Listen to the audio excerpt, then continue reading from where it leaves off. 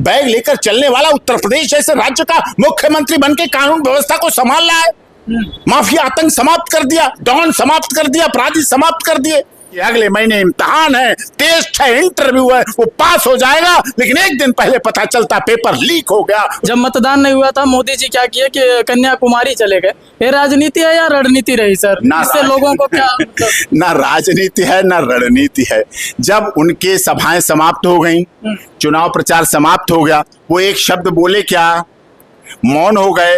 ये सब बोलते रहे मोदी जी के खिलाफ। मतलब देश का इतना भविष्य खराब है विपक्ष का कि मोदी साधना में तब भी मोदी गाली देंगे, मोदी रैली कर रहे तब तो गाली दो, मोदी भाषण दे रहे गाली दे लो, मोदी राजनीति कर रहे हैं गाली दे लो। लेकिन जब मोदी जी साधना में बैठे हैं, मौन बैठे हैं, कन्याकुमारी में बैठे हैं, स्वामी विवेकानंद की तपोस्थली पर बैठे हैं, हमारे देश के विभिन्न हिस्से में बैठे हैं, तब भी गालियां देंगे।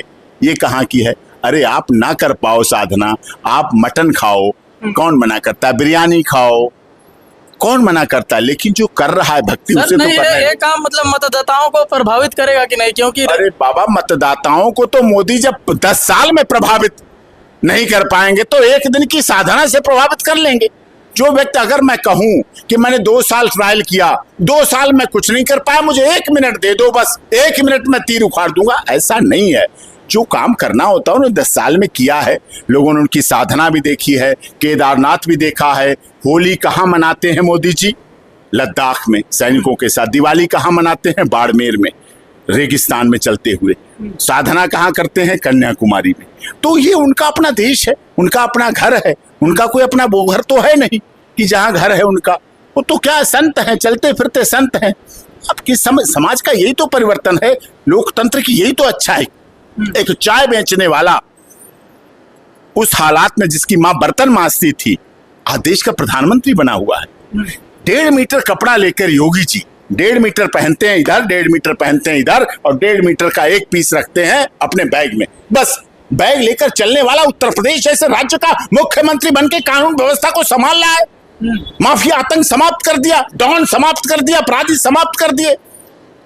ये छोटी बात थोड़ी है सर। आतंकवाद पहनने वाला, मतलब उन्होंने आतंकवाद को खत्म किया, माफियाओं को खत्म किया, लेकिन युवाओं को तो बेरोजगार छोड़ दिए। कहाँ बेरोजगार? विदेशों से इंडस्ट्री लग रही हैं।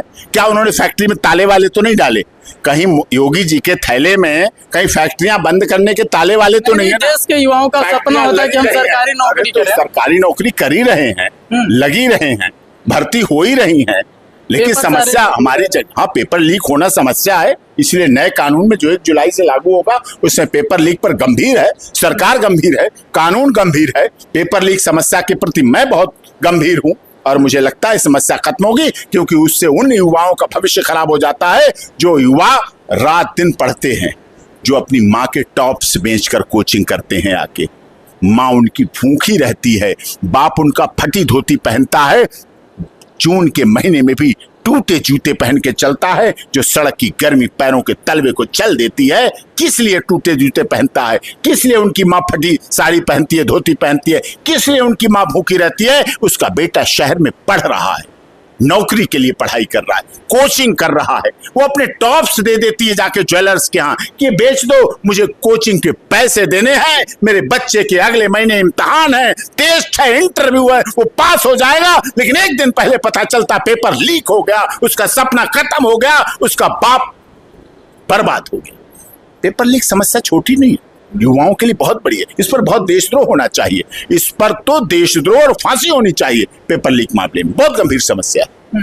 तो क्या अभी नतीजे आ जाएंगे? कितने सीटों से बीजेपी जीत रही? बहुमत से 300 से अधिक दिखेगी, अभी दिख रहा है सब। तो स्मृति ईरानी की तो मतलब सीट संकट में दिखाई दे रही है सर। नहीं, मैं स्मृति ईरानी का प्रवक्ता नहीं हूँ। अभी खोलेंगे बच्चे, देखो ये निकलेगी इसमें, अभी आ जाएगा इसमें।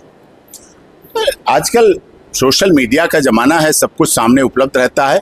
300 से अधिक शायद सीटों पर चल रहा है और 3 बजे तक शायद 2:15 हो चुके हैं और परिणाम आएंगे, बहुत जल्दी आ जाएंगे और निश्चित तौर पर पूर्ण बहुमत के साथ सरकार बनाएगी। 272 चाहिए होती हैं और उसमें बहुत कोई मेन मीख नहीं है, किसी को शंकित होने की जरूरत नहीं है।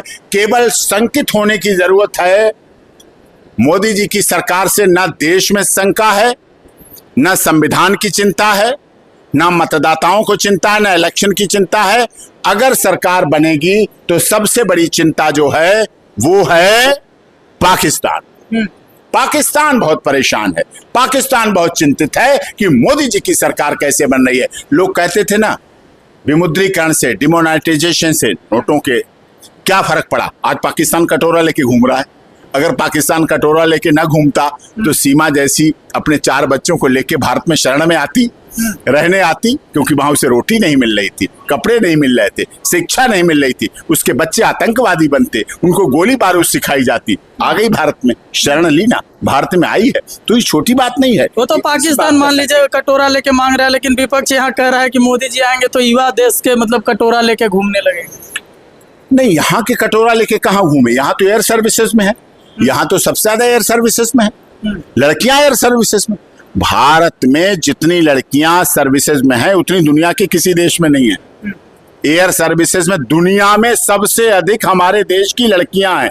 33% आरक्षण दुनिया में कहीं नहीं है महिलाओं के लिए, भारत में लोकसभा और विधानसभा में। दिल्ली में 2-2 सीट्स पर भारतीय जनता पार्टी ने, अपने 7 सीटों में 2 सीट पर भारतीय जनता पार्टी की बांसुरी स्वराज और मैडम कमलजीत जी 2 सीटों पर थी महिलाएं। तो महिलाओं का तो विस्तृत हो रहा है, महिलाएं बढ़ रही हैं। आज महिला वो नहीं रही जो गर्भ में मार दी जाती है बेटी।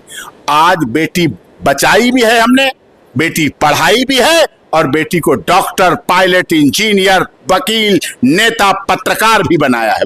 बेटी को केवल बेटी को बचाया नहीं पेट में, केवल बेटी को पढ़ाया नहीं, पढ़ा के उसे रास्ता दिया है, उसे मंजिल दी है, और उस मंजिल पर पूरी तरह से बेटी चल रही है। क्या है उत्तर पूर्वी दिल्ली का माहौल, मनोज तिवारी या कन्हैया? मैं उत्तर पूर्वी का मतदाता नहीं, उत्तर पूर्वी नहीं, ओवरऑल जो ओवरऑल है 7 सीटों की बात है, और ओवरऑल केंद्र की बात है। केंद्र में मोदी जी की सरकार बनेगी और निश्चित तौर पर संविधान की भी रक्षा होगी और निश्चित तौर पर देश का विकास भी होगा। जी सर, बात करने विपक्ष मजबूत है, ये मुझे बड़ी खुशी की बात है कि विपक्ष भी मजबूत रहे, तेज तर्रार रहे, और मजबूती के साथ सदन में लोगों की, आम जनता की आवाज को रखे, ये भी गर्व की बात है।